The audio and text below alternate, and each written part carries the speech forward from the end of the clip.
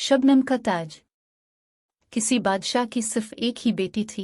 वो बहुत जिद्दी थी कि एक दिन सुबह को वो बाग में टहलने के लिए गई तो इसने फूलों की पत्तियों पर शबनम के कतरे चमकते हुए देखे। शबनम के ये कतरे उन हीरों से ज्यादा चमकदार और खूबसूरत थे जो शहजादी के पास थे। शहजादी सीधी महल में वापस आई और बादशाह से कहने लगी, मुझे शबनम का एक ताज बनवा दीजिए।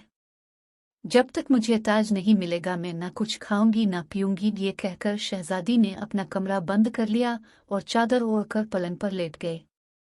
बादशाह जानता था कि शबनम के कतरों से ताज नहीं बनाया जा सकता, फिर भी इसने शहजादी की जिद पूरी करने के लिए शहर के तमाम सुनारों को बुलावा भेजा और उनसे कहा कि 3 दिन के अंदर अंदर शबनम के कतरों का ताज बनाकर पेश करो वरना तुम्हें सख्त सजा दी जाएगी। बेचारे सुनार हैरान परेशान कि शबनम का ताज किस तरह बनाए।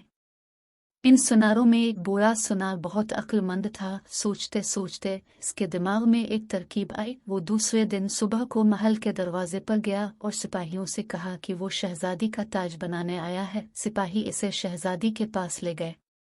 बूढ़े सुनार ने शहजादी को झुककर सलाम किया और बोला, हुजूर, मैं आपका ताज बनाने के लिए आया हूँ, लेकिन मेरी एक छोटी सी दरख्वास्त है। कहो, क्या कहना चाहते हो? शहजादी ने कहा। सुनार बोला, अब बाग में चलकर मुझे शबनम के वो कतरे दे दीजिए जिनका आप ताज बनवाना चाहती हैं। जो कतरे आप पसंद करके मुझे देंगी मैं फौरन उनका ताज बना दूंगा। शहजादी सुनार के साथ बाग में गई। फूलों और पत्तों पर शबनम के कतरे जगमगा रहे थे, लेकिन शहजादी ने जिस कतरे को भी छुआ वो इसकी उंगलियों पर पानी की तरह बह गया। तब शहजादी ने खिसियानी होकर बूढ़े सुनार से मुआफी मांगी और अहद किया कि वो अब कभी ऐसी जिद नहीं करेगी।